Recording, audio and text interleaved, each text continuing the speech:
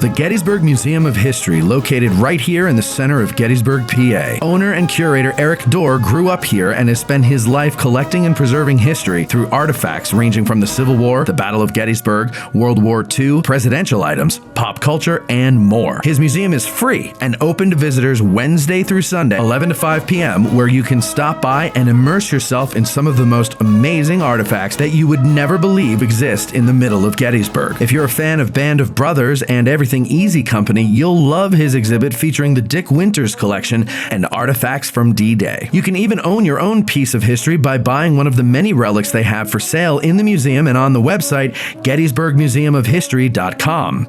The Gettysburg Museum of History is a non-profit 501c3 organization with a foundation that allows all purchases and donations to keep the museum operating and open free of charge. They have been featured on the History Channel, the Travel Channel, the Smithsonian Channel, and the Science Channel. Now you can check them out on American Artifact, the series on the YouTube channel, The History Underground. So that's the Gettysburg Museum of History at 219 Baltimore Street or the gettysburgmuseumofhistory.com.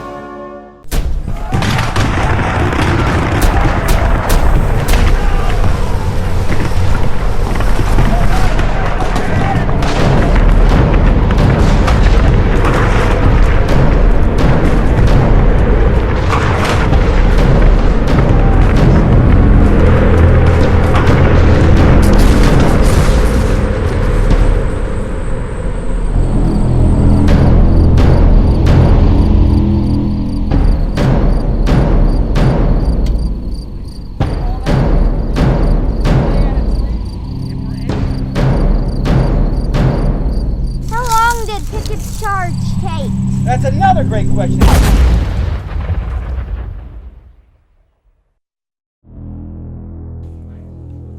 Hey, this is Charlie Watts with History with Waffles, and you're listening to Addressing Gettysburg. That's good. Thank you. You're welcome. From the Gettysburg Museum of History Studios, you're listening to Addressing Gettysburg. Hello, everybody. Welcome to this episode of Addressing Gettysburg's Ask a Gettysburg Guide. And today we have, once again, our mortal enemy, Jim Hessler, on with us. Hey, Jim. Hey, Matt. How are you?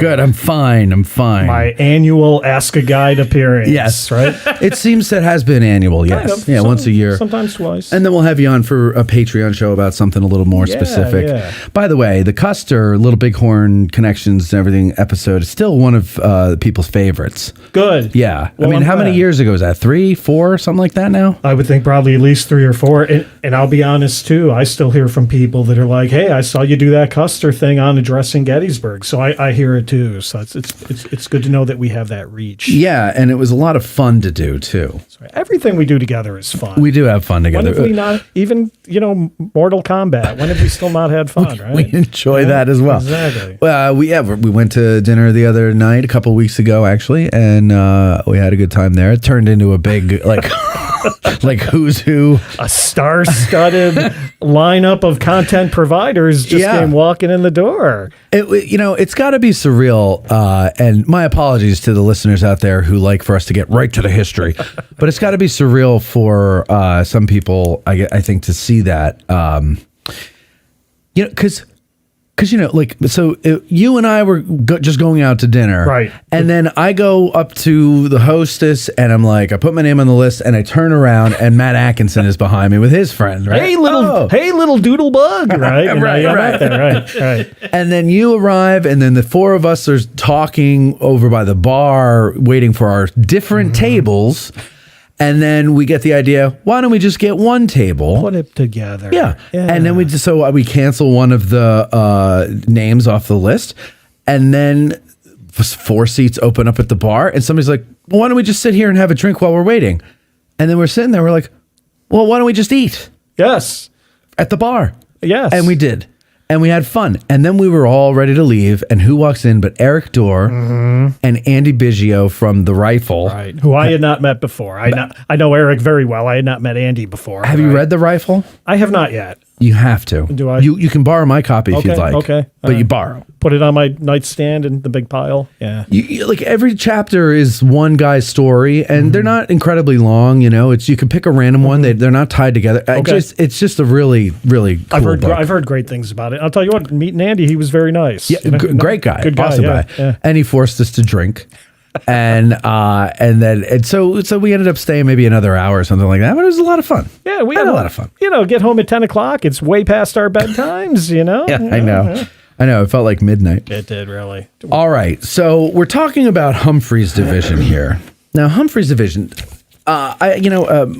beforehand I was preparing. I was going basically through the ORs and I was reading his report. Yeah. And that's essentially what I based this on. Used a little bit of Godfrey's map book just to visualize certain things. And this one here, and ladies and gentlemen, I just want to recommend this to you. It's a very handy thing. Every Getty's nerd should have it in their library. This is volume 4 of Stephen Lunsford's Order of Battle, Gettysburg, the Army of the Potomac. Each volume is its own corps. You're saying, well, why isn't the third corps the third volume? Because one of the volumes is Army headquarters. Oh, yeah, very clever. So he's got all corps are out now, and now he's starting to work on the Army of Northern Virginia. But it's really handy. And that handsome colorized photo of Third Corps Commander Daniel Dapper Dan. Sickles. Look at that. How could you not love that man? Exactly. Look at that. Exactly. And in living color. It's a beautiful cover. It is a beautiful cover. So this is very helpful because it's a quick, you could just go in, find the division in this case that you're looking for, and there's just a lot of stats in there about all the way down to the regiment level too. So okay. So we're talking about that. First, give us a background though. Humphreys division is a veteran division. It's not one of these like new green divisions or anything. They've been around a while. Yeah, they have. And, kind of the newest element is Humphreys himself, because he had only been he was a man of great experience, and I want to talk a little bit about his background tonight. But in terms of leading those men and leading that division, he had literally only been assigned over there after Chancellorsville. And so this Gettysburg is really his first time with them. So but let's go to Chancellorsville real quick. Yeah. So Chancellorsville, 3rd Corps has 3 divisions. Right. Who is it? So you've got David Birney, who's still with us. You've got Emil Whipple. And I'm drawing a blank.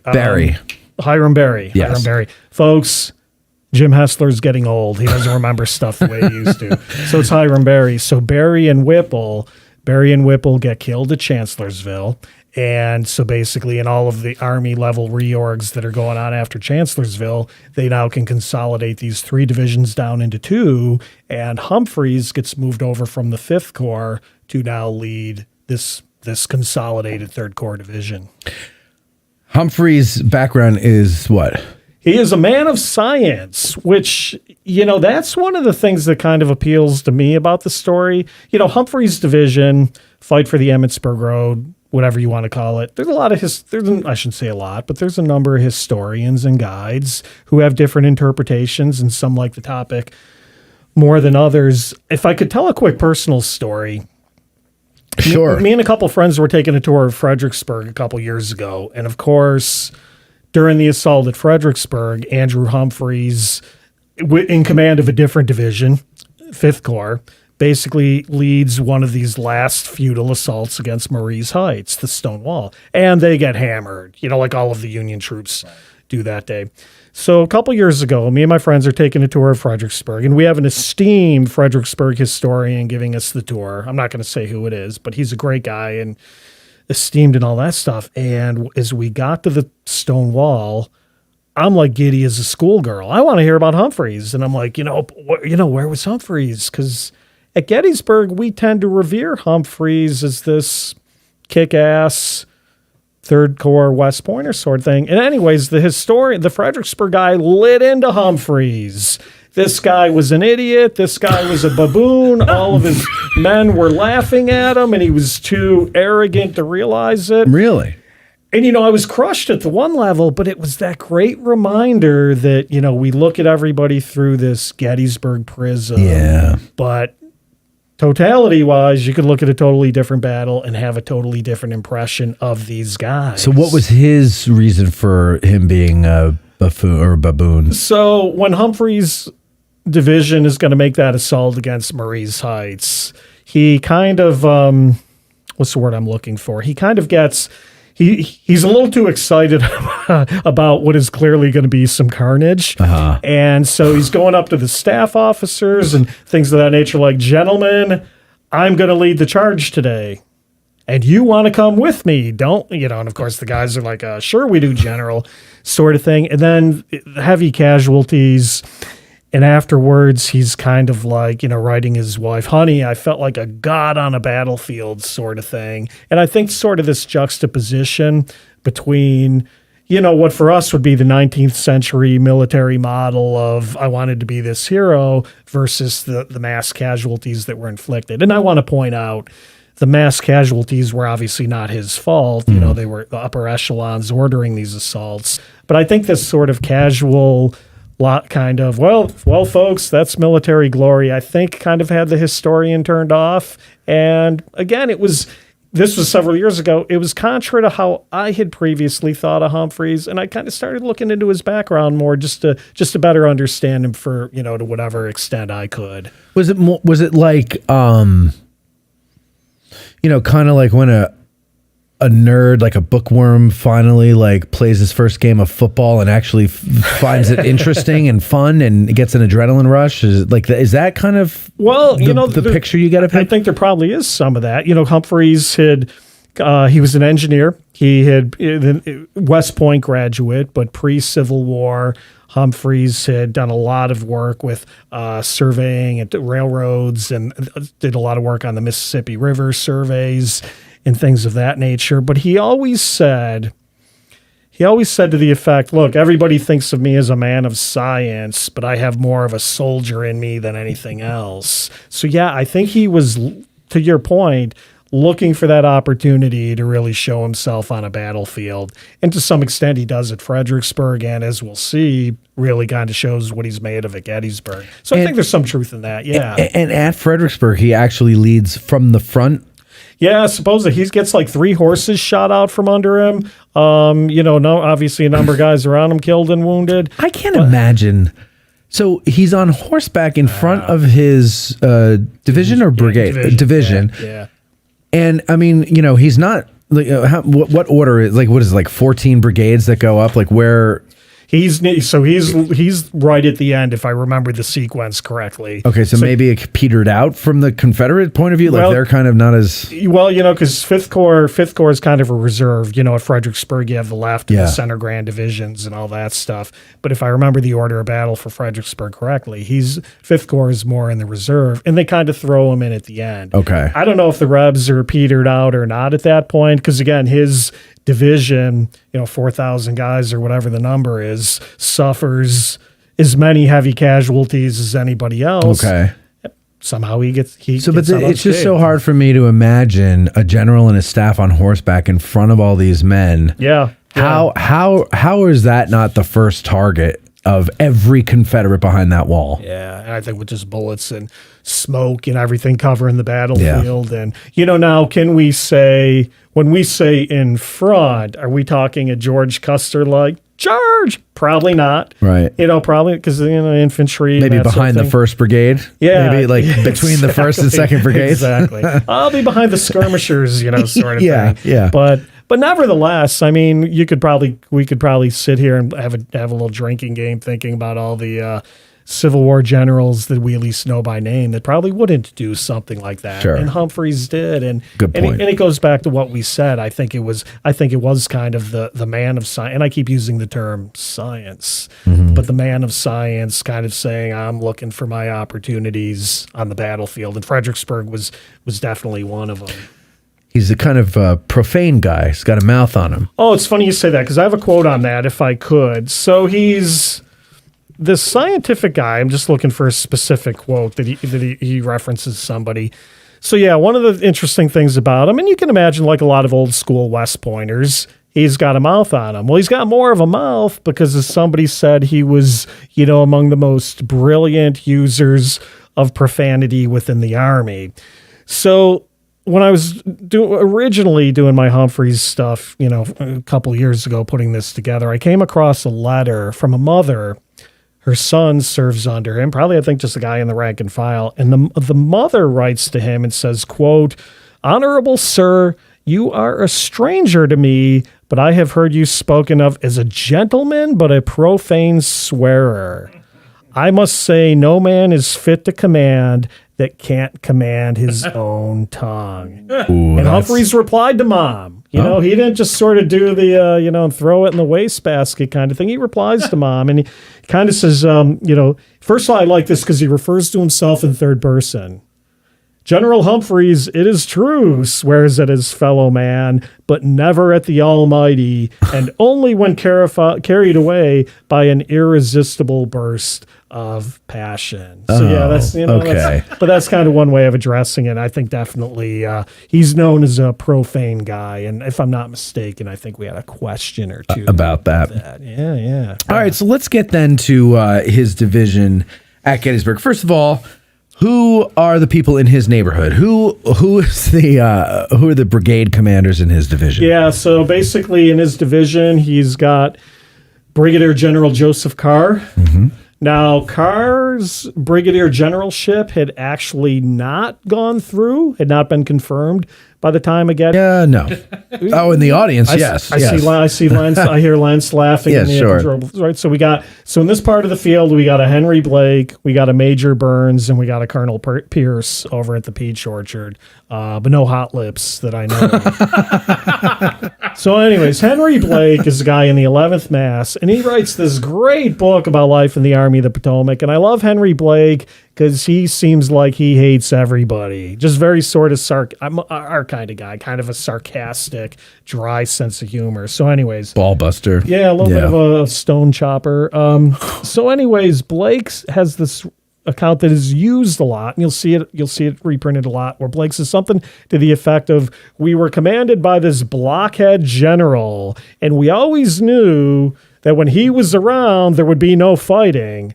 But he had taught at a dance school of low character prior to the war, and the men would sometimes razz him by saying promenade on the bar when he rode by.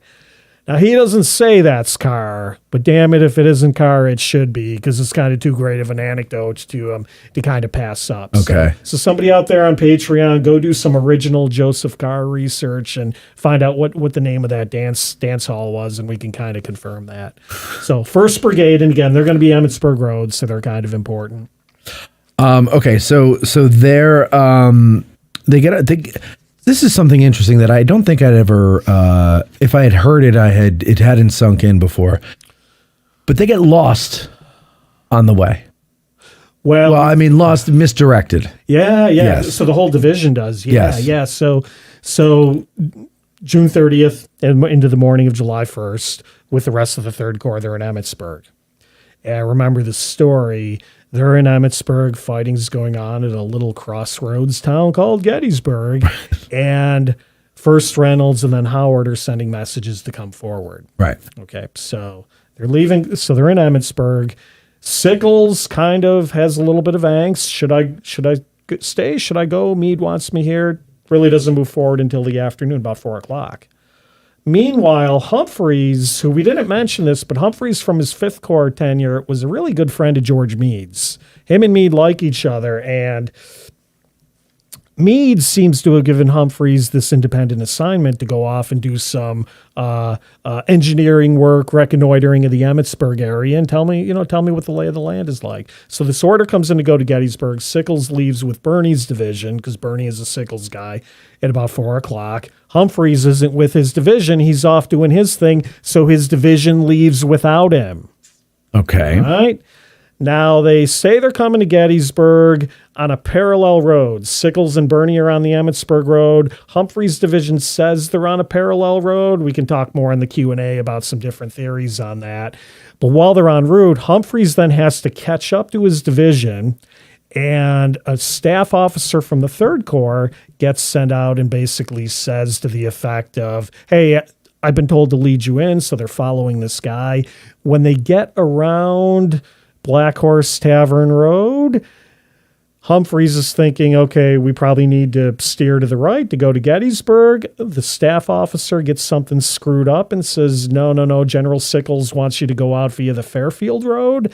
So they do a detour basically all the way out, and they end up around the Black Horse Tavern, which, folks, is under Confederate control at this point. So this is now, nighttime of July 1st. We're behind Confederate lines. Yeah. And so Humphreys' division is approaching the Black Horse Tavern. 9, 10 o'clock at night, they see Confederate artillery on the hill. Supposedly some guys go up and kind of look in the window of the tavern and they see some Rebs, in the and then they got to backtrack and backpedal their way back. And they don't get in until probably the head of the column probably doesn't arrive in and around Cemetery Ridge till about, 10, 11 o'clock at night. So it's a long day for these guys. Long day. So I think later on, did he write an autobiography or somebody wrote a biography about him? Yeah, he doesn't have one, but somebody else has written a little bit about him. And I think one of the things with him, there isn't a lot on him. There's a lot of anecdotes in books, but I mean, you can't go to your Addressing Gettysburg bookshelf and pick out three to five Andrew Humphreys biographies. They're not there. So No, I checked. Yeah, you checked. You can't really do it. Yeah. But okay, but I guess it was in this biography that he's quoted from something talking about this. Yeah. And he says that he later found out from, I think, the tavern owner that he was minutes away from the Confederates coming armed and occupying that area. Yeah, there's something about it. Yeah, I met up with Mr. Bream, who was the tavern owner after the war and that sort of thing. And yeah, you get different versions of this. In one version he says, if I'd been given the order to attack, I would have captured them all, kind of thing. But yeah, that's, hey man, you're behind enemy lines in the middle of the night. Who knows what you're going to step into. And it's one thing, it's not like you're a squad of cavalry scouting. You're a division. Right. I mean, that's not easy to just turn around and skedaddle. That's exactly that's exactly right. Because I'm sure there's probably somebody listening going, division 4,005 can probably kick some ass. Oh, wait a minute, you're hogtied onto this narrow road in the pitch black. Yeah, it's not going to be easy to deploy. And the terrain's not that great on either side of that road in that area there. So it's it's not like coming down the Chambersburg Pike with open fields on either side. Right. Right. And the other thing too, I'll mention since we're talking about it. A lot of some of this area, as I'm looking at in the shadow of the round tops on your desk over there. There it is, yep. Some of this area is going to be traversed by Longstreet's troops on July 2nd, as part of Longstreet's countermarch to get into position. And part of what this episode reminds me is that if you find the right road, it can actually be pretty darn easy to get around the flank and the rear of the Union Army. Mm-hmm. Because Humphreys, despite the disadvantages we just talked about, is basically going to backtrack the division, tippy-toe, back down the Black Horse Tavern Road, and eventually end up where they're supposed to be on Cemetery Ridge. And the fact that in some ways Longstreet, some of the other Confederate high command are going to try to use a lot of that same route to get into position to hit the Union left on July 2nd tells me how critical those roads were. And if you get the right conditions, how easy it could be to kind of slip in and out between the lines. Yeah. So think about that. All right, so they get to Cemetery Ridge. When do they actually deploy into the position that they're going to? Because they bivouac kind of like on the east side of the Emmitsburg Road Ridge, isn't that right? Well, yeah. So the night of the 1st into the morning of the 2nd, I would kind of have them bivouacking kind of on the left hand to the left to the west of what is Hancock Avenue today. Okay. It's kind of if you think about it, you're standing out near Father Corby or that Hancock Avenue. You kind of go down into a swale a little bit. Then you've got the Trossel farm over here, and then the ground kind of gently kind of rises up to the Emmitsburg Road. A gentle rise. I'm trying to get braver with adjectives. So good. I like gentle rise. That was good. Yeah. So to your question, though, they're there in the morning.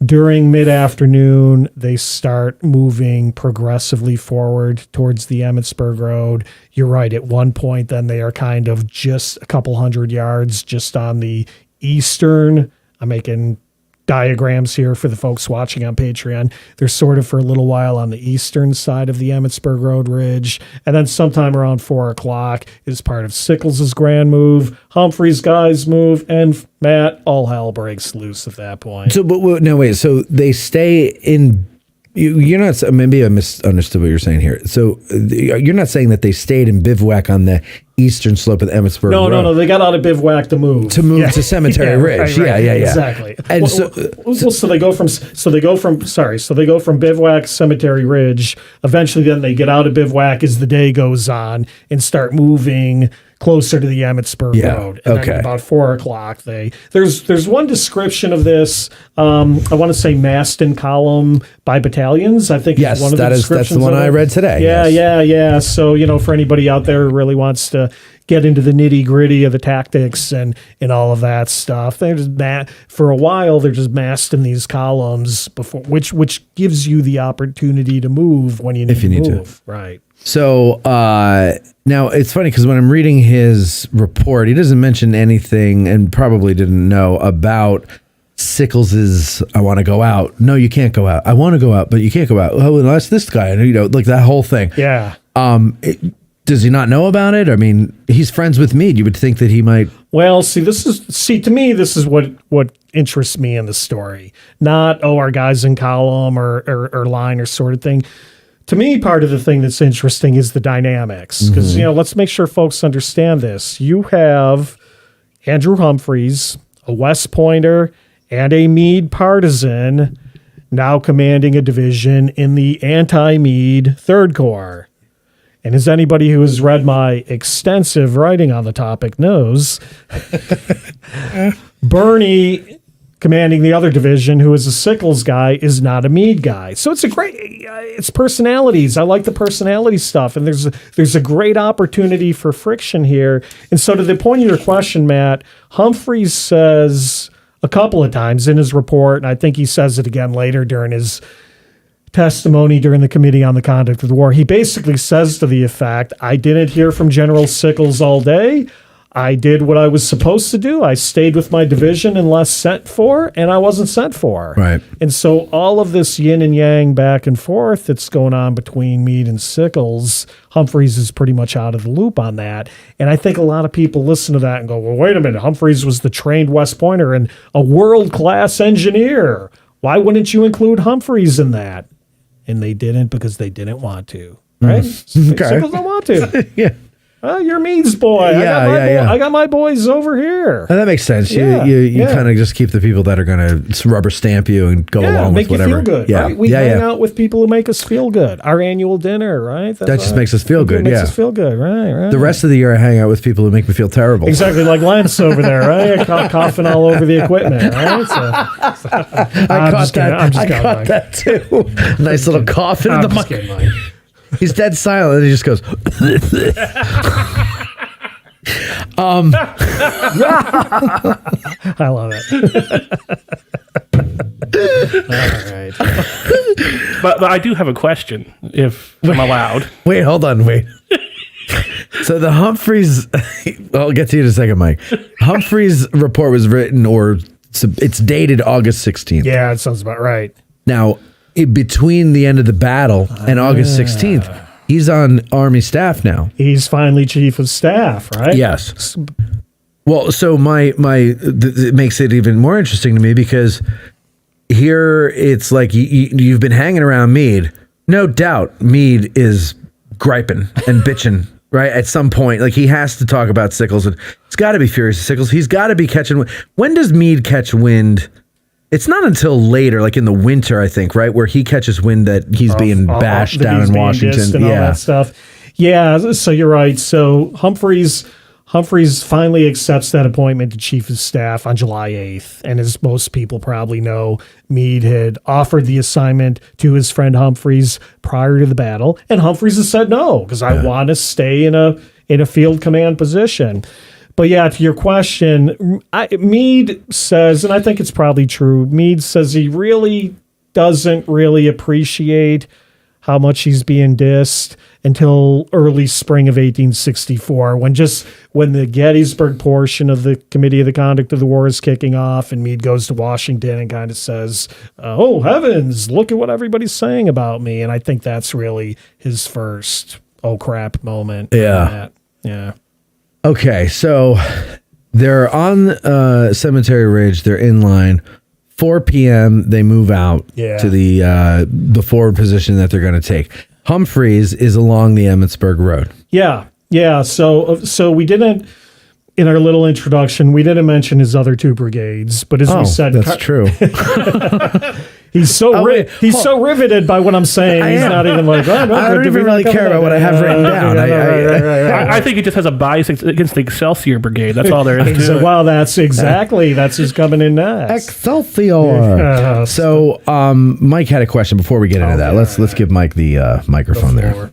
Go ahead, Mike. Well, I'm kind of jumping the gun here, but appropriate for this topic.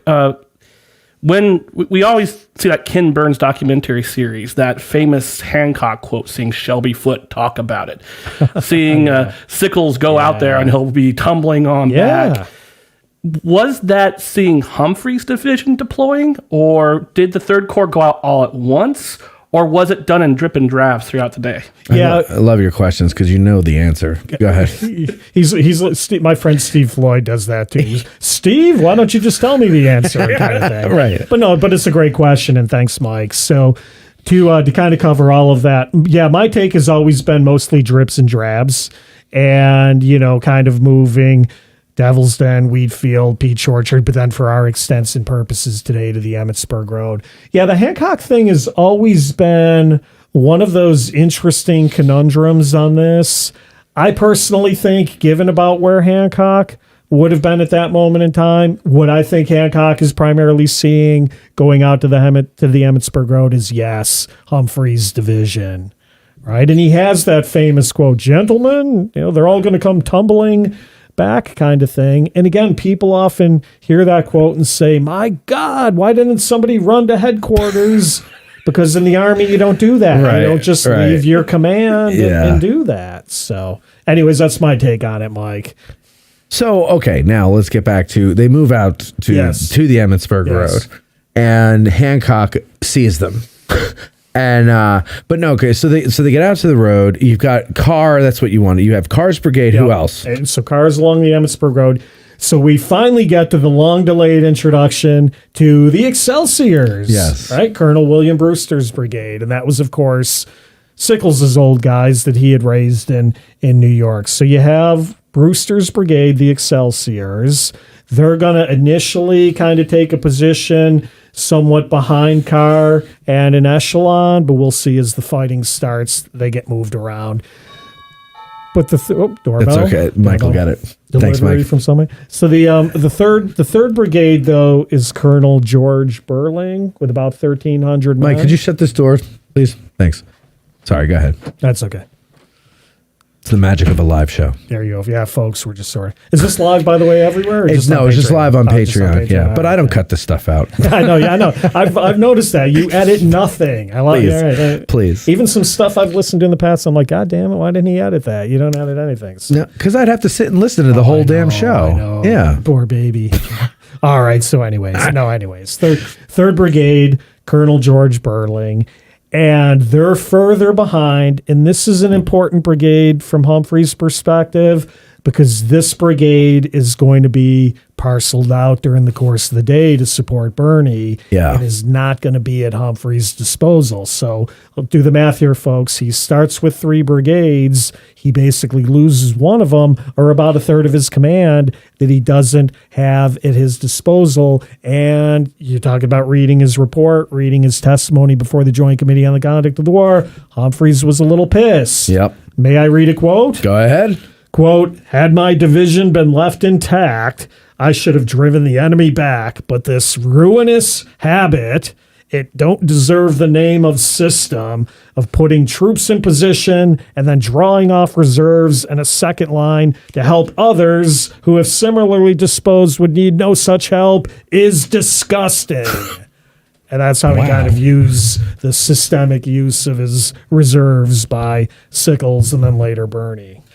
So he's down a third of his force. Yeah.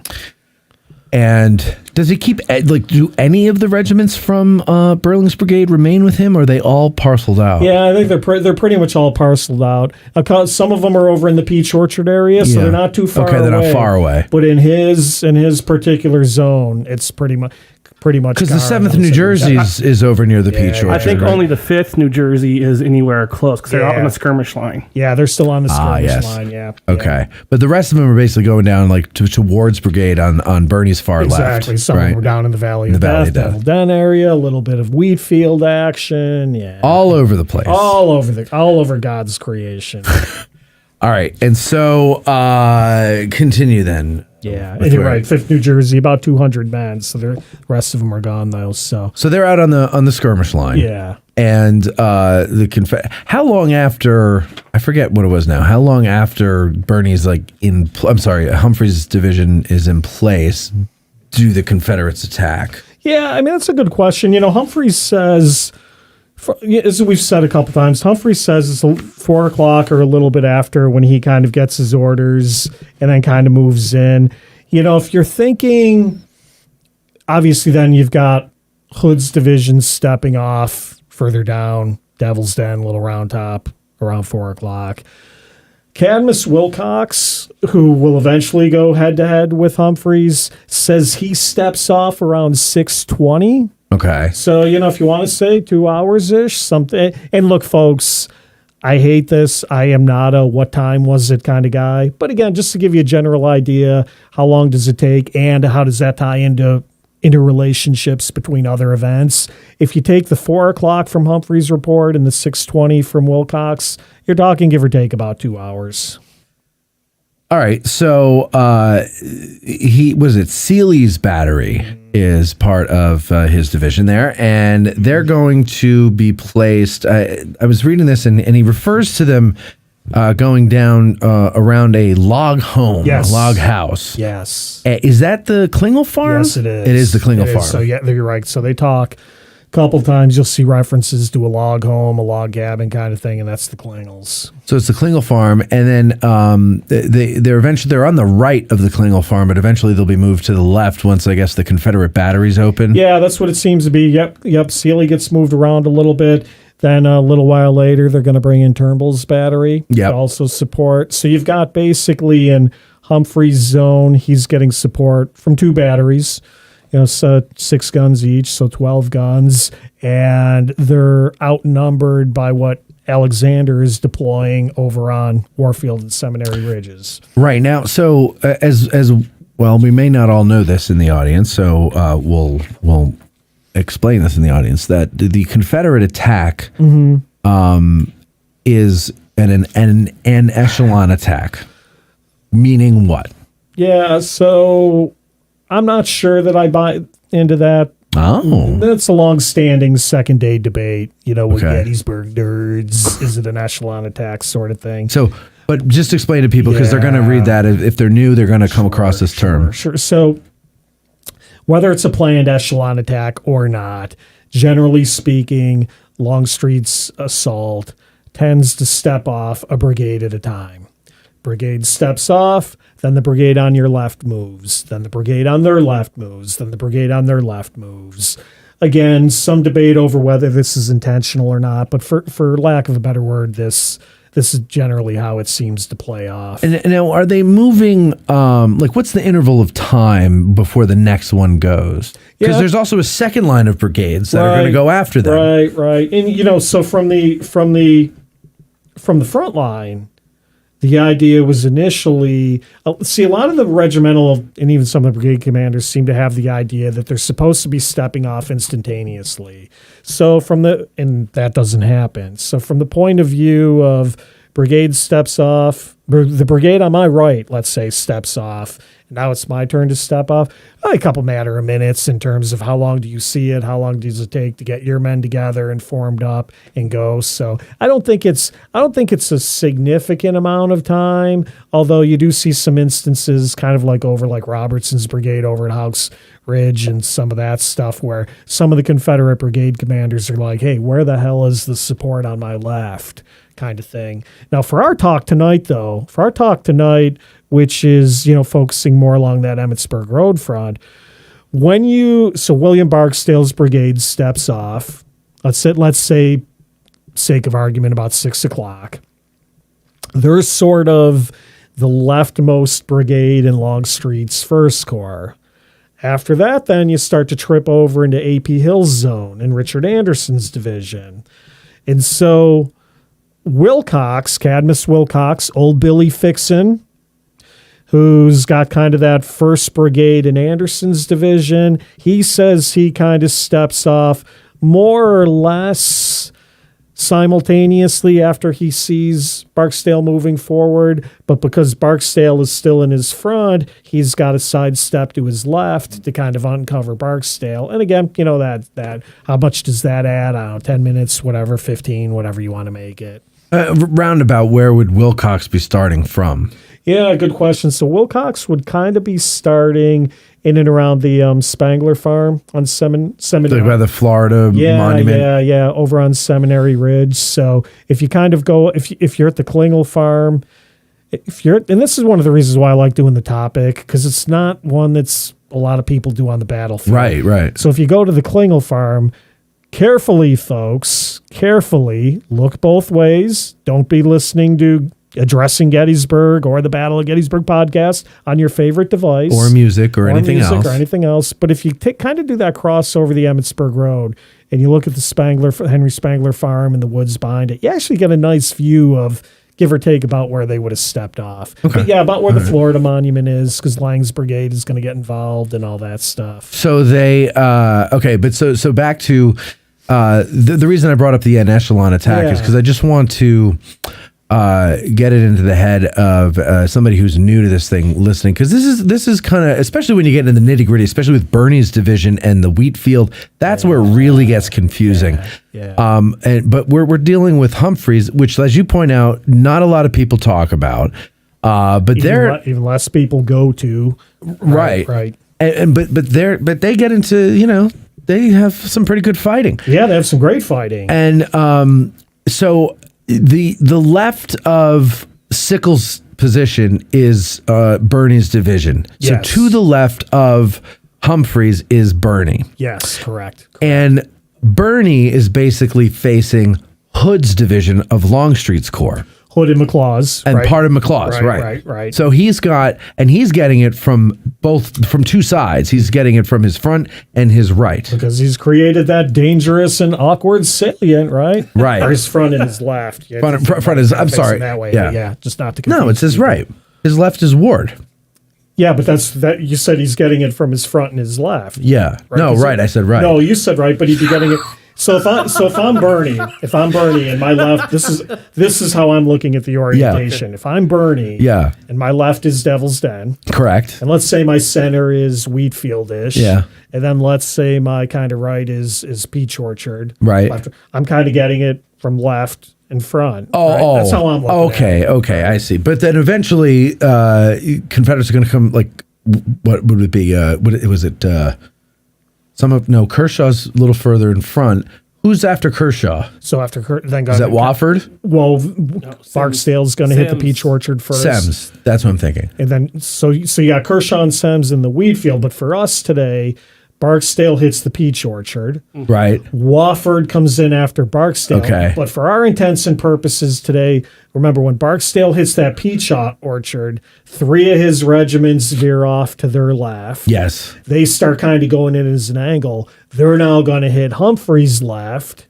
And then Wilcox, who we just met a few minutes ago, he's going to step out and hit the front. Folks, if you're listening to this at home, pull out Phil Lano's Atlas or Brad Gottfried's book. Pull out a good map book and kind of follow along. You can't. It makes absolutely exactly. It makes more sense. Okay, so the salient though that you're talking about is that created by Birney's units entirely, or is that where Birney's right meets Humphreys' left? See, to me, the salient is where Birney's left pivots back from the Peach Orchard through the wheat field and then ultimately to Devil's Den. And in later years, Sickles and his boys said the reason that they pivoted the line like that was because they wanted to prevent getting outflanked if anybody comes up the Emmitsburg Road. Sure. Now, during Humphreys' fight, when this is why I introduced Barksdale a few minutes ago, when Barksdale's 3 regiments kind of crash through the Sherfy farm and the Wentz farm, and that's Wentz, not Lentz. But as they kind of pivot through the Wentz farm and the Sherfy farm, Barksdale's 3 regiments are potentially coming in behind Humphreys' left. So now the Excelsior Brigade is going to kind of also do a similar maneuver, kind of swing like a door, like the 20th Man in the movie. Right, you guys course, are movie guys, right? Swing like a door. But eventually, Humphreys' guys are also going to kind of swing back their left to try to prevent getting outflanked in that direction. So it's a similar formation, but when we talk about Sickles Salient, we're really talking more about Bernie at the Peach Orchard than what Humphreys is doing here. Okay. Oops, sorry. Okay. So, all right. So if let's just say the prevailing story that it's an echelon attack meaning, right. And the idea of this is like, we attack on the far left of a line, and then soon after a little further up, and then the idea being that the enemy that you're attacking is moving reserves to those points of attack, weakening the rest of their line, which you're then going to hit, which you're going to hit next, right? Yeah. And then you've got a second line, or Longstreet does at least. A second line of brigades that are going to go in and mop up. Yep. That's the idea. That's the idea. That's the idea. That's okay. The idea. So let's say that does happen. Humphreys, for a while, I guess, is observing this going on to his left. Yeah. And his skirmishers might be engaged, but there's that point where Barksdale's itching to go in and Longstreet's like, hold on a minute, That's right. Yeah. That's right. And you're right. And so Humphreys talks about this. He says, for a while all of that craziness is going on at his left, Humphreys says, for a while it was quiet on my front. And again, this also too, they draw another Excelsior regiment away from him, and they go more over towards the Peach Orchards. So again, they're still drawing off of Humphreys, thinking that at least as of yet he's not in any danger. And then, as I said, when 3 of Barksdale's regiments smash the Peach Orchard and pivot left, they're headed for Humphreys, and right about at that same time, coming at Humphreys' front is Wilcox. So now Humphreys is going to get it from 2 sides. Sounds like a real mess. It is. It's a hot mess. It's a hot mess. That's a good one. All right, so there we go. So now that we've got you completely confused and you can't visualize pull out a map book. It's easy. It's easy. It really is. You know what? Even better. Hire a licensed battlefield guide and have that guide show it to you on the field. That's the best way to go. There's only so much you can do in a studio, folks. Damn right about that.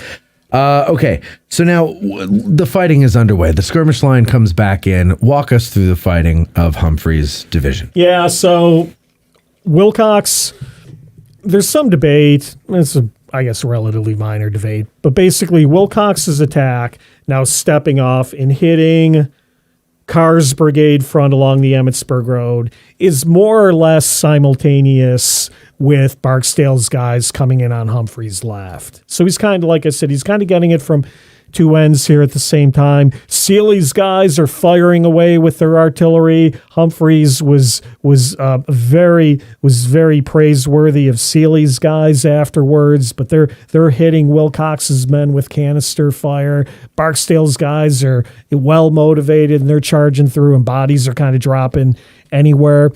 About this time, though, a grievous event occurs that changes the course of American history. Of course, the wounding of Dan Sickles. Oh, yes, of course. And so when he's wounded, he turns command of the 3rd Corps over to Bernie. Yes, not West Point or Humphreys, because simple reason being Bernie outranks Humphreys. So when he turns command of the Corps over to Bernie probably realizes everything is going to hell.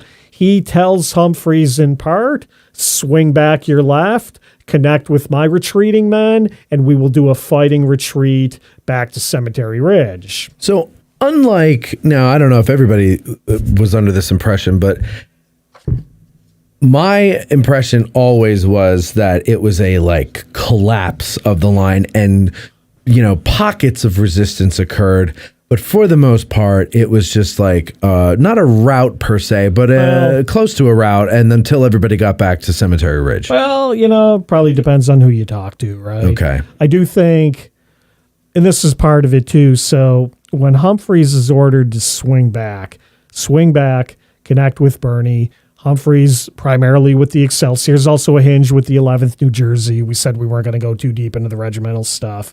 But anyways, they kind of swing back.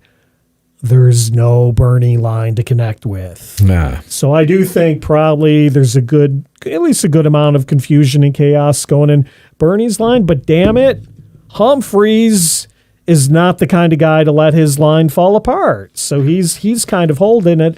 But yeah, there's a lot of confusion and chaos. Is Humphreys left and the Excelsiors kind of swings back. A lot of number of Birney's guys retreating from the Peach Orchard supposedly are kind of running through Humphreys' line. So imagine now you're trying to hold your formations together and you got guys kind of running through, saying, "Run, boys, the day's lost and we're whipped," and stuff like that, which makes it harder for Humphreys and his officers to kind of hold it together. So I think, again, depends on who you talk to or where you're at. Now, so when what is this, Brewster that swings back, right, to connect with Birney?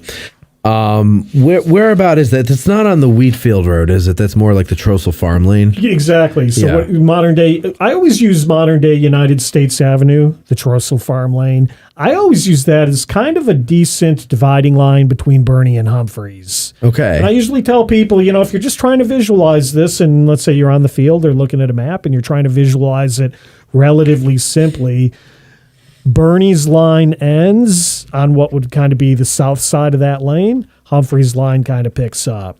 So where is it on the field? If you go to the Klingel property again today, to the left of the Klingel property is the 11th New Jersey Monument. Kind of envision that line kind of swinging back like a door at about where the 11th New Jersey Monument is. And that might give you kind of an idea, just swinging back through the field, that Today is just an empty field.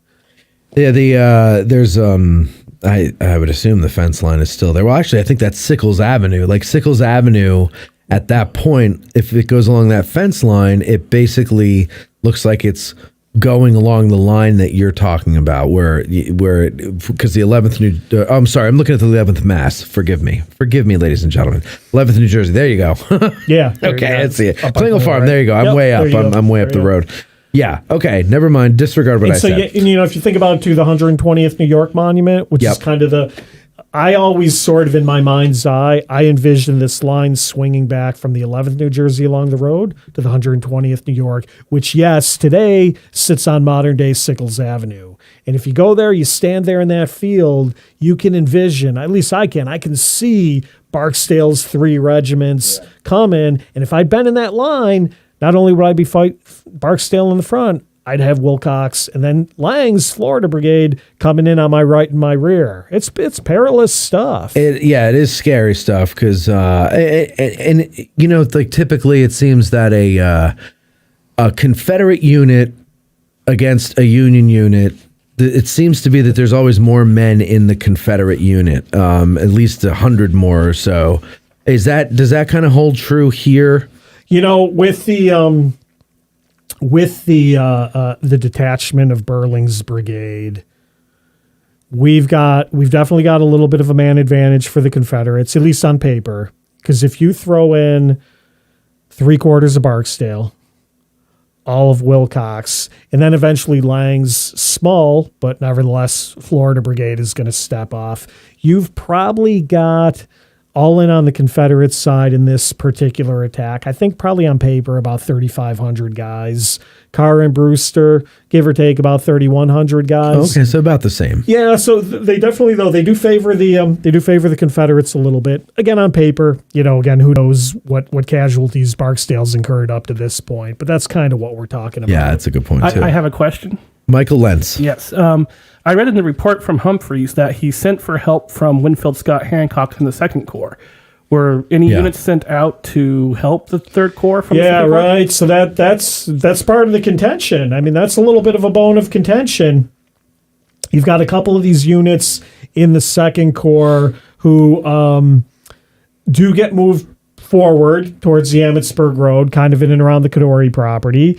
And there was some commentary afterwards and later on in terms of, did Humphreys think he was authorized to draw off the Second Corps, or was it just kind of something that they did on their own? But you do have a couple of Second Corps regiments, as I know you know, Mike, kind of pushing forward, as well as Weir's Battery, Gillian Weir's Battery, in and around kind of that Kadori farm area around the Emmitsburg Road. And so what they're doing, kind of in echelon, though, is offering at least what would be some level of protection to Humphreys' right flank.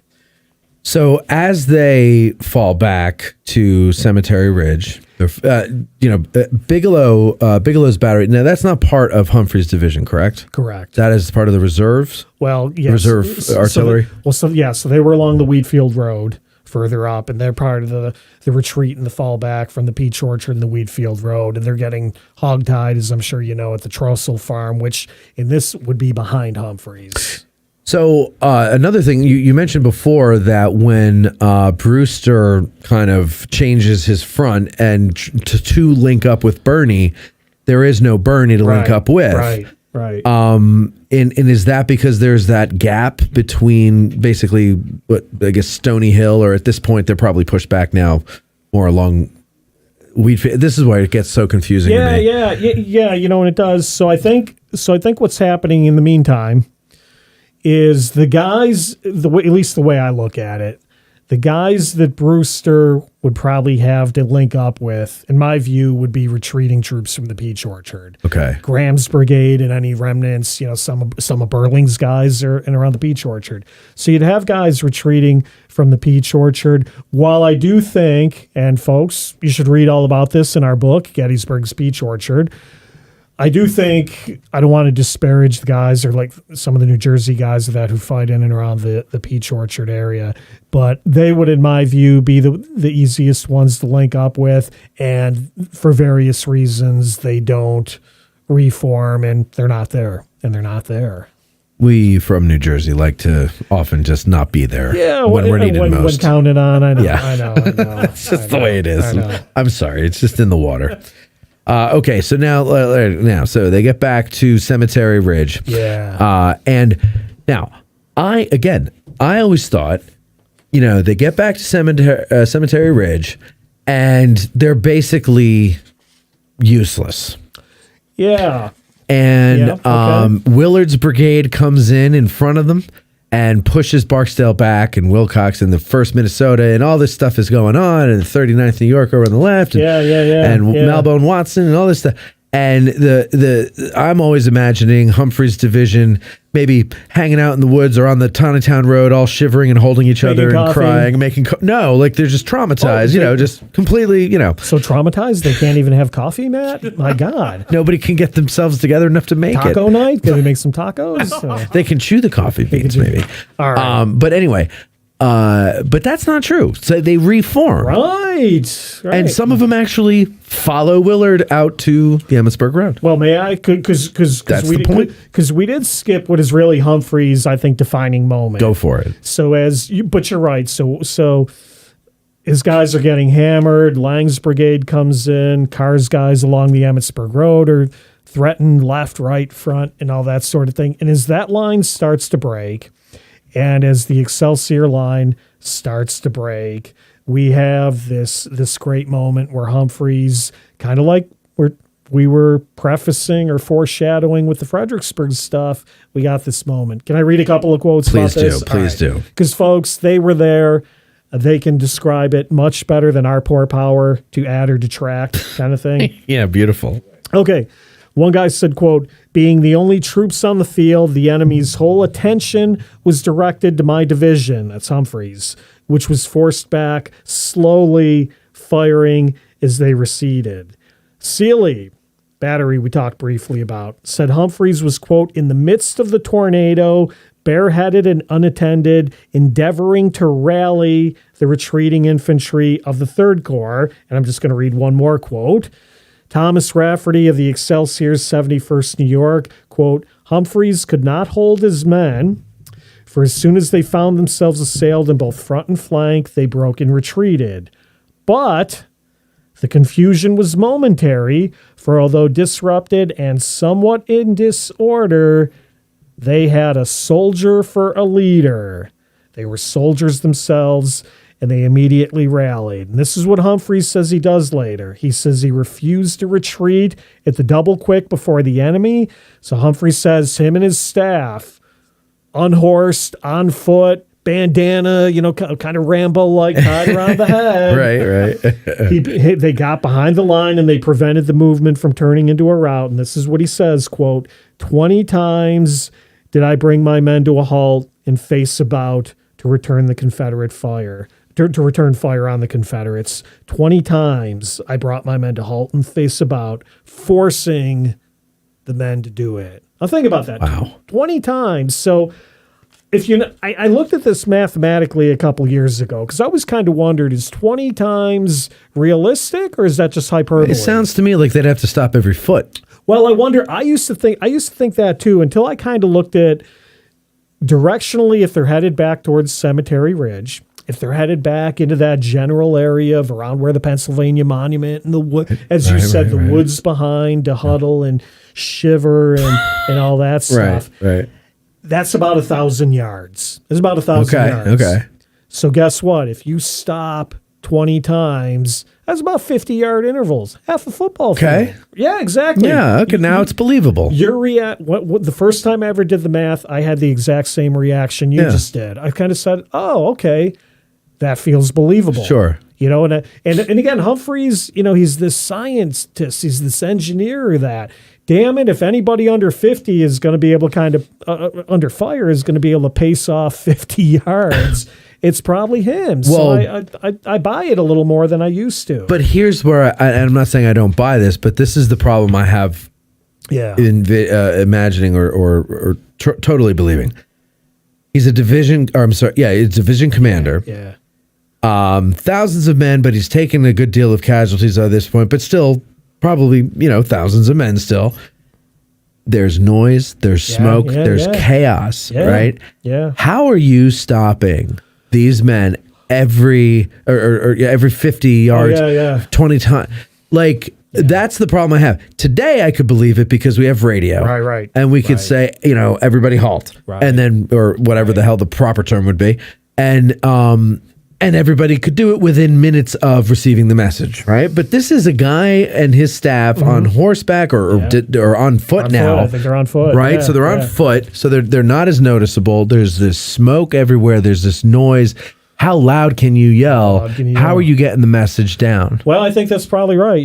Maybe that's where being the old school profanity yelling kind of guy does. But look, you're not you're not wrong on all of that. But also too, probably by sight and sound, right? The boss is behind me doing this. His staff is over here. His staff is over here. He's not with me. He's behind me enough to And look, 20 times in the heat of battle. Was it 15 times? Was it 12 times? Was it 16 times? I don't know. But I do think, Matt, there's enough accounts afterwards that basically says, look, this guy showed up. He showed up. Yeah, sure. He showed up and he took care of business. Now, I got to say, after doing this show with you and hearing all this, I have I don't even. It's not even a newfound respect for Humphreys. It's a respect for I never really gave him much thought. Yeah, people don't think they don't. And again, I know there's a lot of people that are interested in Humphreys. There's a couple, Rich Gore, Dave Donahue. I know there's guys who do stuff on this part of the field. But you're right, as a general thing, this is not a guy or a topic that we spend a lot of time talking about. When was the last time you took a battlefield tour and anybody spent time talking about Brigadier General Joseph Carr? No, right? Talk about guys we just don't talk about. So I think that's why it's important to bring attention to this, because the casualties too are horrific. Well, so I was just going to get to that. So he says in his report that he's got about 5,000 men. What do you does history agree with that? Yeah. So about 4,900. But again, if we subtract Burling for now, because Burling is fighting, but Burling's fighting on other parts of the field. Right here in this zone, he's got, give or take 3,300. Okay, that's a great point. Right. Okay, yeah. So he's given the division totals here. Exactly. Okay, so he's taken 2,088 losses. I'm going to imagine, and you correct me if I'm wrong here, but I'm going to imagine that the bulk of those 2,000 are taken on the Emmitsburg Road action, not necessarily from Burling's brigade. Yeah, I think, and again, folks, not to dismiss what Burling does on other parts, because we'll get a cue from the booth where Mike will remind us that some regiment in Burling's fought like hell, kind of thing. Right. But so if you do the math this way, Humphreys division in total, we come up with about 43% casualties. If we just do Carr and Brewster, the Emmitsburg Road boys, that's 47% casualties. Wow. And if you just do Carr alone is at about 54% casualties. Wow. That's some heavy duty stuff. That's a lot, yeah. Right? Yeah. Right? So, okay, he's got 171 officers as casualties, and say if they're killed or wounded, 1,917 enlisted. 3 officers missing, 263 enlisted missing. So that's the total casualties that he gives there. Yeah. Do all the modern... They're close. They're close. I'll give a shout out here. I use Steve Floyd's Commanders and Casualties for a lot of this stuff. And what Floyd did was he just broke down Busey and Martin into a simple, digestible 1-volume form. Good. And they're pretty close. We've got on that version for Humphrey's story with that, because when we think... Third Corps at Gettysburg, we think Sickles. Yeah. We think utter defeat. We think awkward salients and that sort of thing. Just disaster. Just a disaster. And, during the retreat from the Emmitsburg Road, Turnbull's battery left like 4 guns on the field, and that was left behind. And we often never think of this in terms of bandana-wearing Humphreys rounding up the guys, probably a sword in his hand, and saying, let's go. And kind of like we touched on before, charging almost all the way back to the Emmitsburg Road. Yeah. They don't hold the ground. Then everybody says, okay, come on. Feel back. Come on back. Now we'll make that coffee for you, kind of thing. But the idea to me that they put it together, and this dude, we didn't talk. He's like 52 years old, right? He is not a kid. He's not a spring chicken. He's no 6 questions length. He's he's like you or me. Kind of out of over the hill. I feel like I'm getting over the hill with each passing minute, kind of thing. Me too. But I feel you are too. So Well, you did buy dinner this year, so I'll give you that. And you did promote the Sickles book on the Matt Atkinson You're thing. damn so right I did, I Jim. thank you very much. Listen, I take care of my friends. I thank you very much for that. Okay. Folks, apparently now we're friends. So there you go. Well, but anyways, I'm getting soft in my old age. I know, right? Because you're like 52-year-old. I'm like 52. Right? Yeah, exactly. So that was the point. This old guy, certainly by Civil War standards, I mean, he's 4 years younger than Robert E. Lee, leading that charge back to the Emmitsburg Road. To me, that's an aspect of the Third Corps story that nobody ever thinks about. And in that charge back to the Emmitsburg Road, they took prisoners, they reclaimed 2 pieces, and they captured the 8th Florida's flag.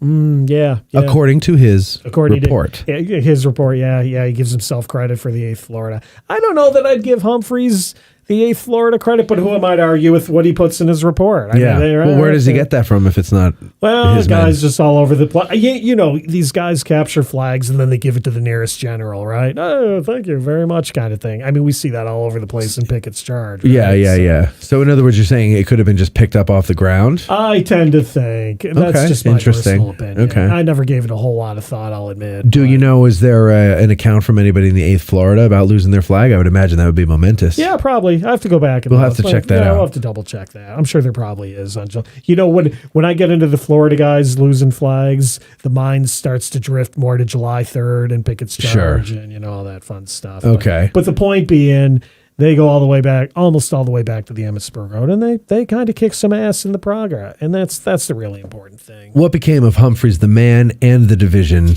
after the Battle of Gettysburg? So after the Battle of Gettysburg, back to your question, really nothing significant on July 3rd. They are in the woods. They do take Third Corps in general takes some artillery fire prior to Pickett's charge. But as we talked about before, July 8th, Humphreys does finally agree to take that chief of staff position with his buddy General Meade. Another quote, may I? So, sure. Is he later testified? guys. His brief tenure under Sickles had soured him a little bit, or at least in the Third Corps. Quote, my mortification at seeing men over me and commanding me, who should have been far below me, has destroyed all my enthusiasm, and I am indifferent. Had I been left alone, I should have maintained my position and inflicted severe losses on the enemy. It incenses me to think of it. So I think he's kind of happy for a little while, but he does say when he takes Meade's position as chief of staff, look, this is still temporary. He basically says, until I get command of my own corps, I can't stand anything else. And damn it, Matt, near the end, he's finally going to get command of his own corps, because near the end of the war, 64, November of 64, he finally gets command of the Second Corps. This was very interesting. I'm glad we did this because, like I said, I've never really given much thought to Humphreys. Yeah. And every time I've read, a general history or something, and they get about, talk about the Peach Orchard, it just makes your eyes go cross. It's so confusing. Not the Peach Orchard, but the whole fight down in the South End. Yeah. So many moving parts, so many things happening at once. A lot to keep track of. And at the time, I didn't have the Godfrey book. It wasn't written. Yeah, right. So it's I'm glad that we did this here. And I thank you for coming and doing it. Now we're going to take a break, and we're going to come back and take the questions from our patrons over at patreon.com/Addressing Gettysburg. Ladies and gentlemen, of course, that's how you get to ask questions. You go to Patreon. You become a patron. You get to ask questions. And if you become a first lieutenant, you get to watch these shows being recorded and all the mess ups and all the fun and frivolity we have beforehand, afterwards, and sometimes during the breaks. So we'll take a break and be right back after these words.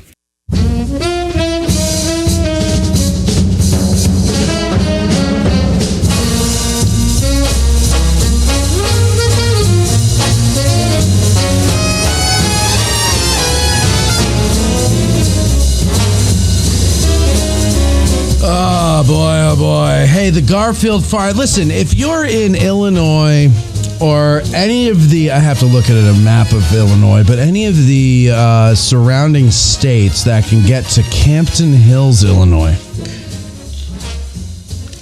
our buddy Gary Edelman is going to be at the Garfield Farm Museum doing the Battle of Gettysburg in depth.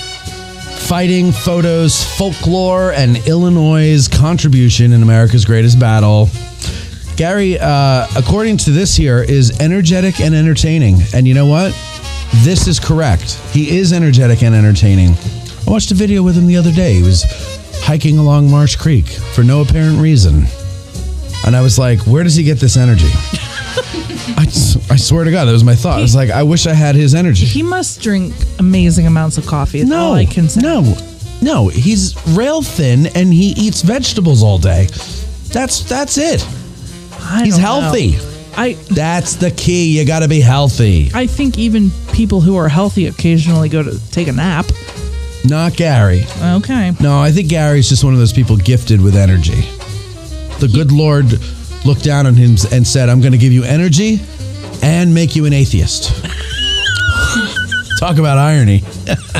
Anyway, we love Gary. Gary is a licensed battlefield guide here. He's the chief historian for the American Battlefield Trust. He's the VP for the Center for Civil War Photography. I did not know that until just now, and I've had this in my possession for a month. The special features of this event are the 8th Illinois Cavalry Reenactors, live Civil War era music by Last Night's Fun. Tickets, $95, available at www.garfieldfarm.org. Info at garfieldfarm.org is the, what's the word I'm looking for? Email address, if you want to email them, or you want to call, it's 630-584-8485. That's the Garfield Farm Museum, Battle of Gettysburg, in depth, October 20th. I don't think I said the date yet. October 20th, 2024, Campton Hills, Illinois, 8 to 6 p.m. It's an all-dayer, ladies and gentlemen. Go and do it. You'll love it.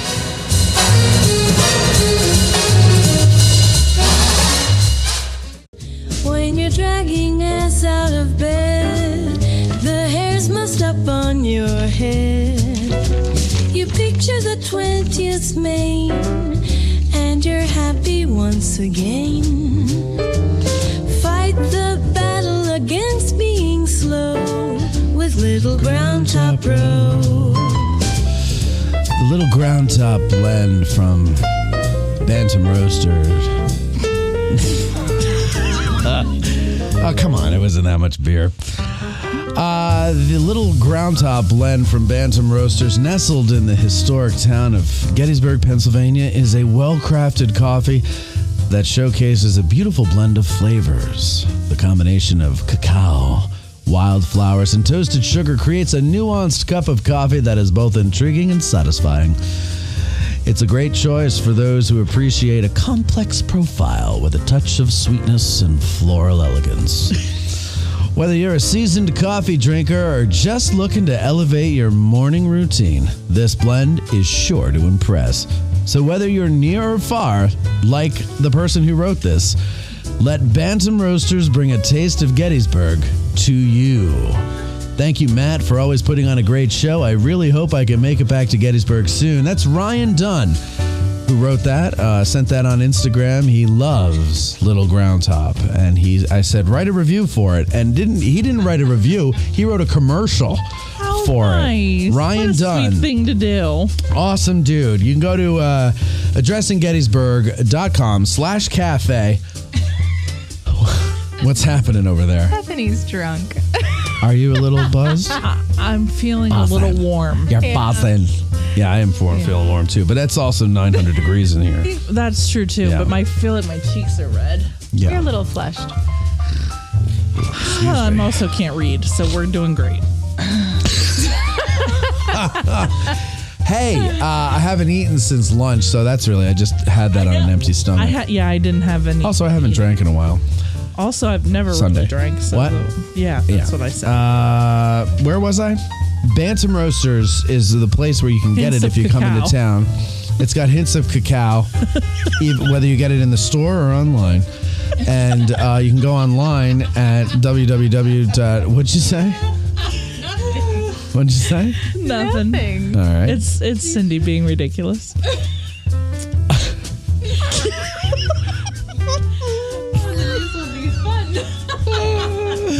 Hints of Cacao at Bantam Roasters, 82 Steinware Avenue, right across from the Dobbin House. Or you go to addressinggettysburg.com/cafe. Little Ground Top. Hey, I talked to them today about another blend that I have an idea for. I'm not going to tell you what it's called, but I got a name for it. I didn't even have to get Colby to come up with it. Poor I came up Colby. with it all by myself. Poor Colby. And I helped. All right, we'll be right back. You're listening to the Addressing Gettysburg podcast with Matt Callery. All right, and we're back with Jim Hessler. We're talking about Humphreys Division here at Gettysburg, and we're going to get to our questions now here from our patrons. Once again, patreon.com/addressinggettysburg. That's how you get to ask questions. And here we go. You know, actually, before we get to the submitted questions, Mike and I were talking about all this before the show. And he had mentioned Humphreys not taking the chief of staff role that was offered to him when Meade went up to Army Command. And Mike, you seemed a little like, kind of like, what are you, crazy? Like, why would you take it, right? Like that was kind of sort of what you were saying?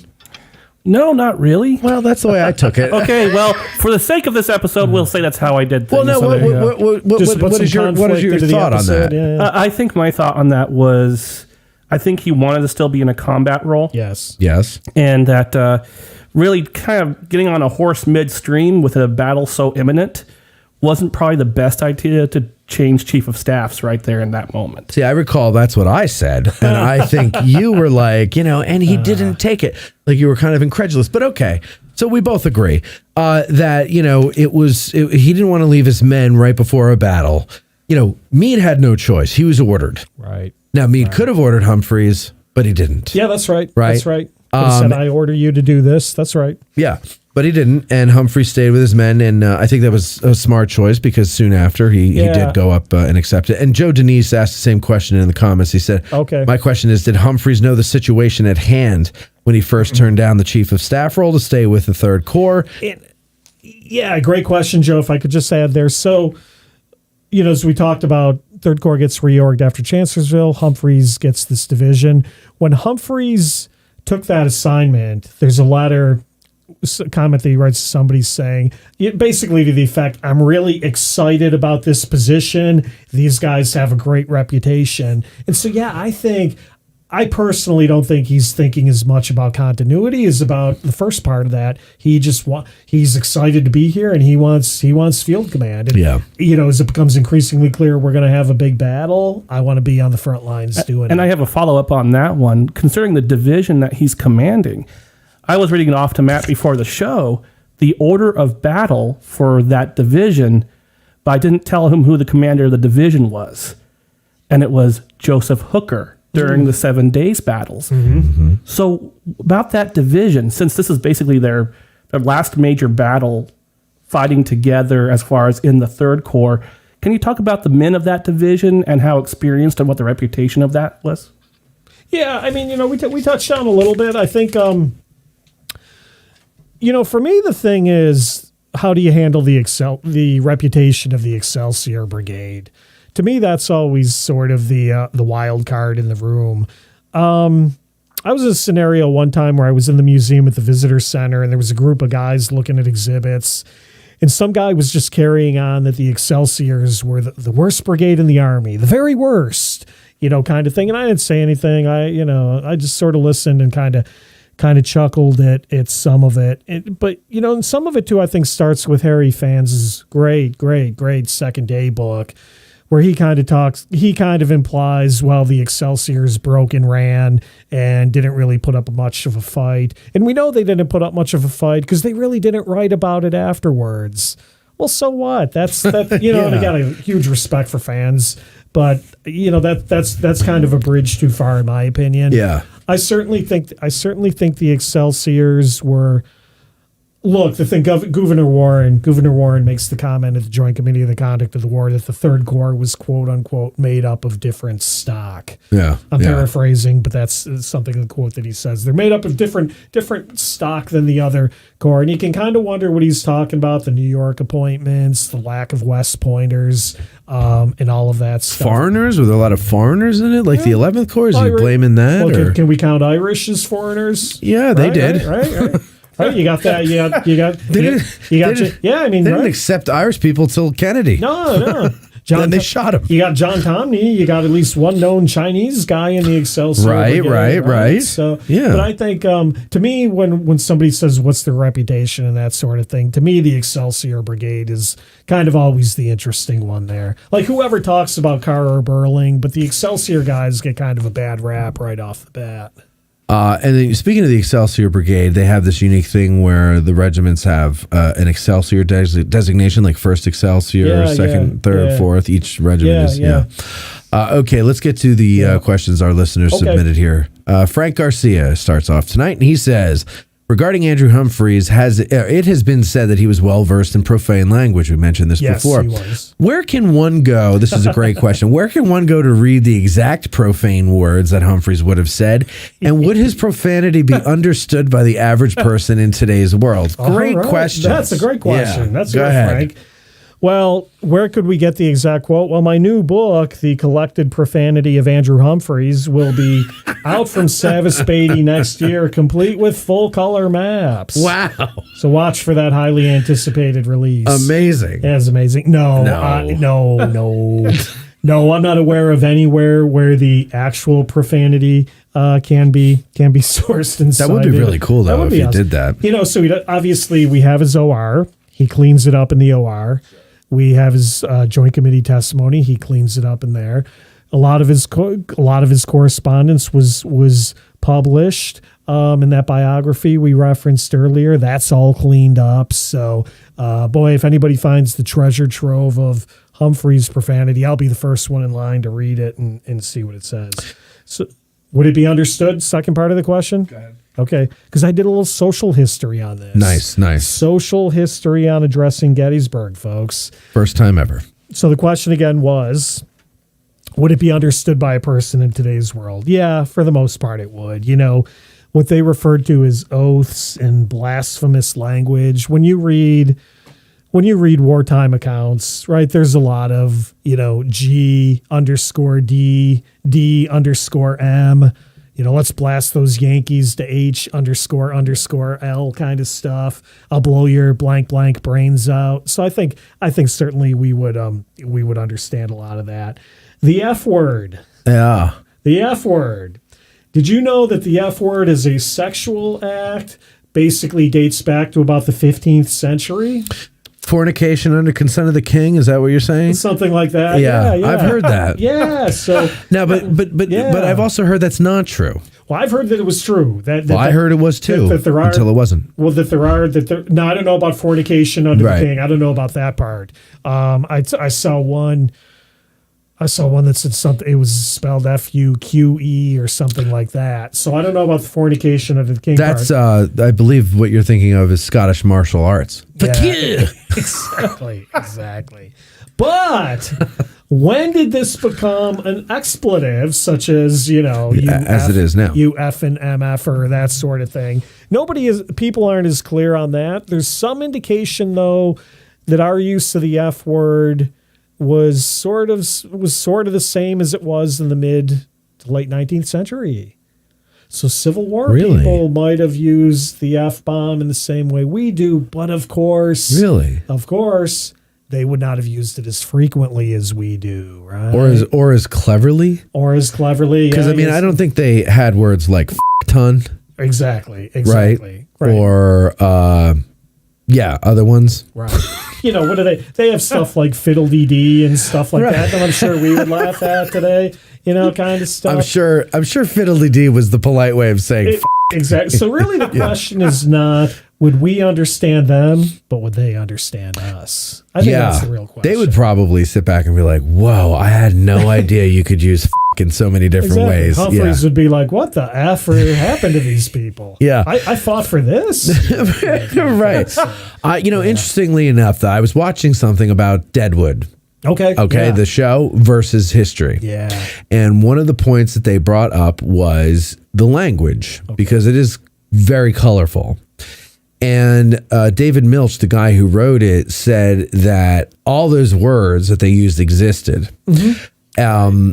But even like the seediest people wouldn't have used them as much as we do today. Exactly. And because like the basic education that you had gave you a better command of the English language. I'm guessing. I don't know. That's my guess. Well, and I don't know either. I mean, obviously they often refer to it as blasphemous. Well, right. And I'm thinking. And so that was the point that he made. Okay, and you said this before. He said, people cursing back then, curse word. It's a curse word. It's a religious thing. Yeah. And so it was as simple as saying goddamn or hell or damned, because damned means like damnation, hell. You're going to hell.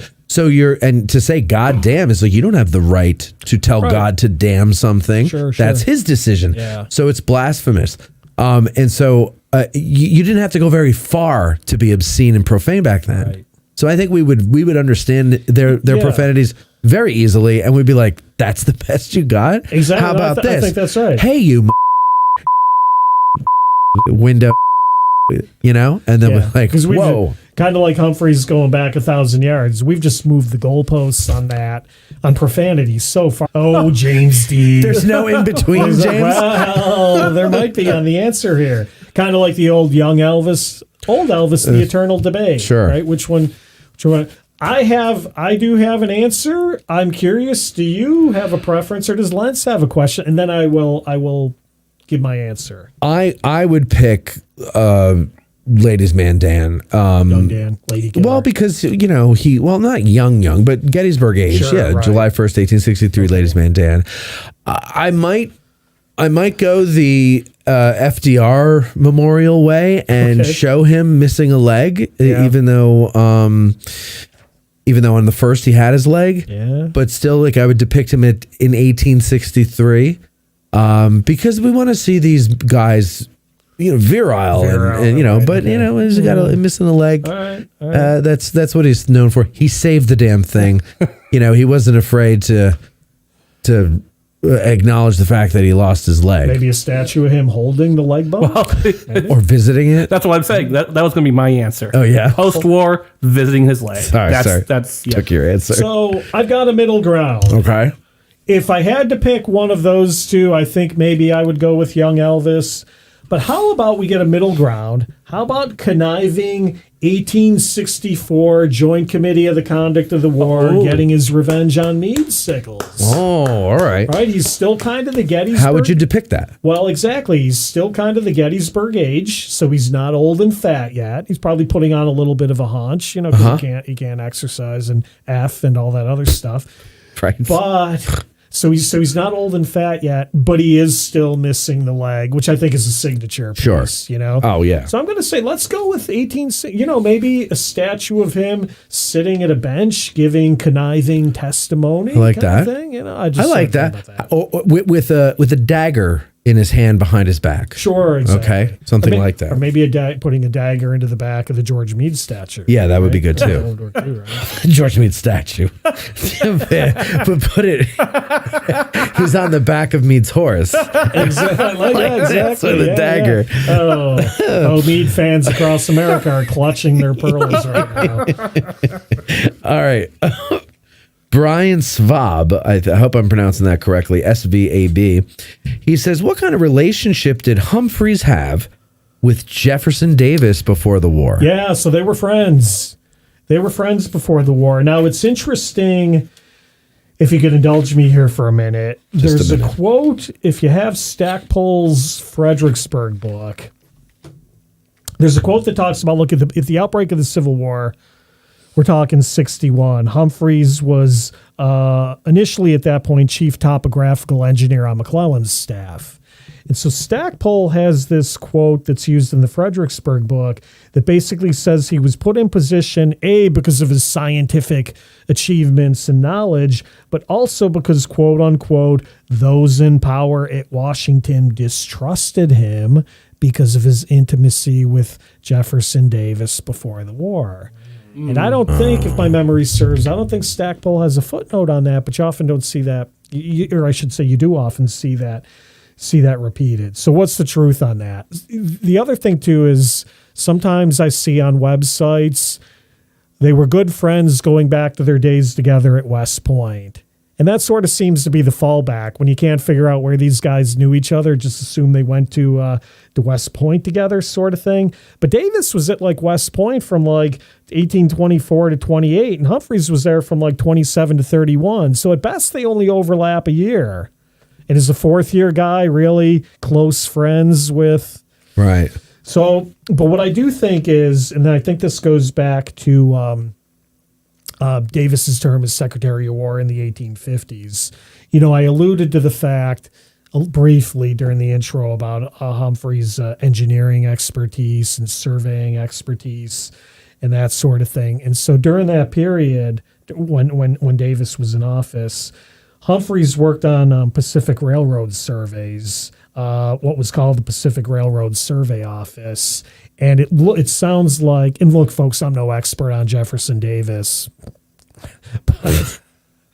but it sounds like kind of during this period, Davis might have gotten Humphreys involved with that, and I might have assumed they were close to that. It appears that they stayed close up to the eve of Civil War, and there's at least one anecdote that when Davis was first inaugurated as president of the Confederacy, he put together a short list of Army officers and, maybe you'd like to come over and join the team kind of thing. Okay. And Humphreys was on that list. Uh-huh. And they had a little bit of a meeting with Humphreys, and Humphreys basically said, under no circumstances would I do this. So friends with Davis, but I think the loyalty to the old Stars and Stripes came first, because we didn't talk. Humphreys too came from an old Navy family. And, they weren't. I don't think changing teams was in Humphreys' cards. But yeah, the long story short, he does seem to have been friends with Jefferson Davis. Brian also wants to know if you could go into a little more detail about the Black Horse Tavern incident. How close did it get? Oh yeah. So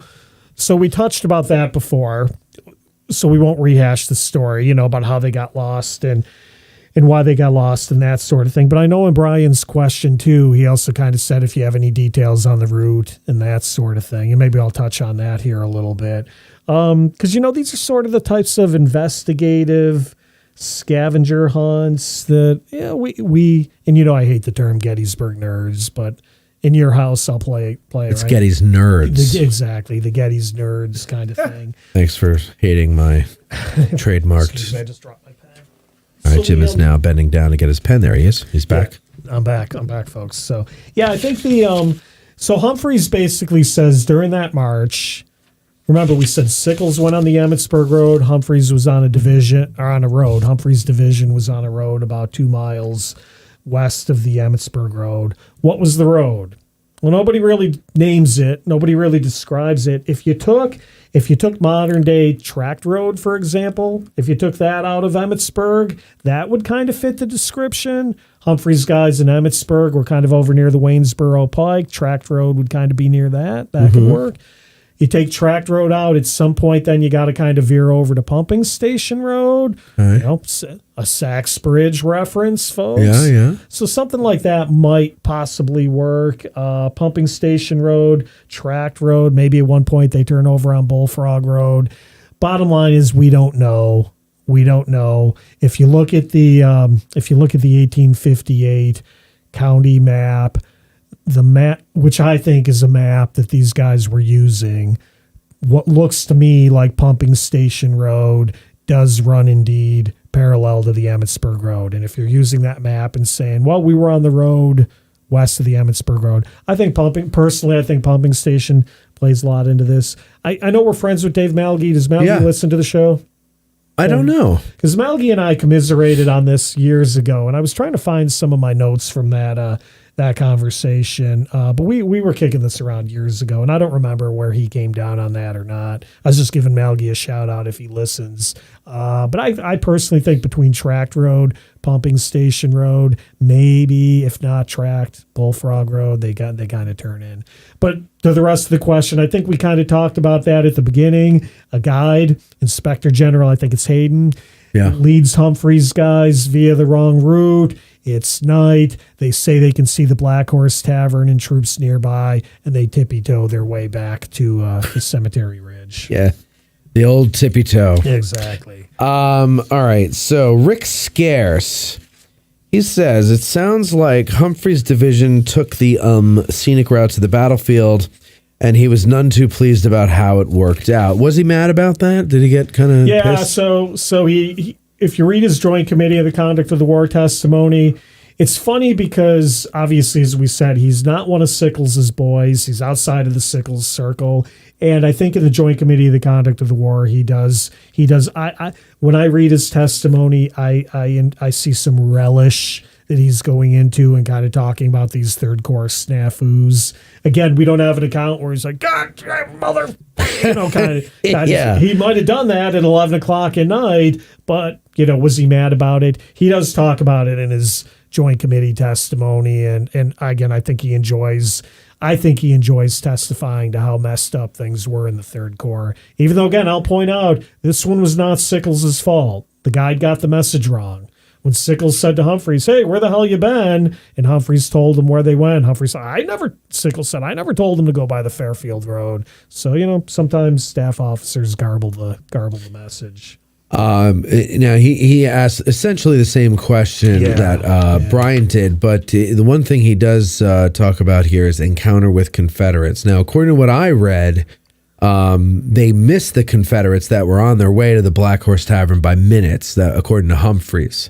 Well, Rafferty writes about it, and I want to say in one of Humphreys' accounts, they do, maybe it's his OR, I forget, but he does, in one of his accounts, he does talk about seeing artillery posted on a hill.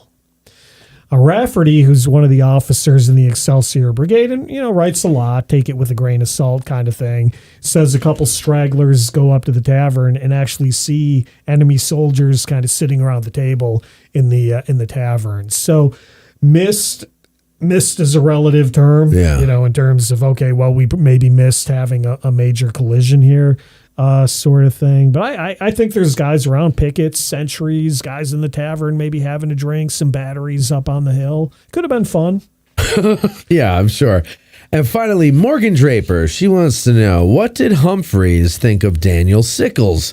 Did that relationship change before or after Gettysburg at all? So we know already that Humphreys is a Meade man, but did he leave anything behind to indicate what he thought about Sickles? Yeah, so the closest one that I know of is that quote that I read. I think I read it right before the break, where, again, he kind of talks about it. My mortification at seeing men over me and commanding me who should have been far below me. Yeah. Well, there's kind of only two choices there. He's either talking about Sickles, well, three choices. He's talking about Sickles. He's talking about the brief tenure where non-West Pointer Birney is commanding the Corps, or he's talking about both of them. Okay. And I think he's not saying anybody by name, but again, you only have two choices of who he's talking about on that. Mortified. It's taken away all of my enthusiasm for doing this, sort of thing. Yeah, and I get that sentiment there. That's why I work for myself. Like I never could work for somebody else. But all right.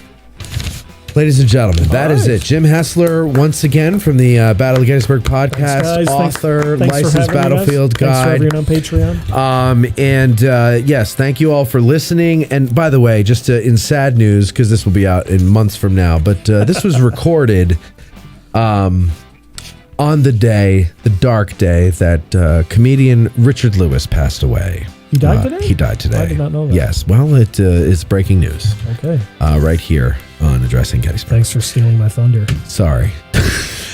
Yeah, people will be over by the time this comes out. Anyway, that's it, ladies and gentlemen. Thank you very much for listening. We'll talk to you next time. Our hearts so stout have got us fame, for soon 'tis known from whence we came. Wherever we go, they dread the name of Gary Owen in glory. Instead of spa, we'll drink down ale and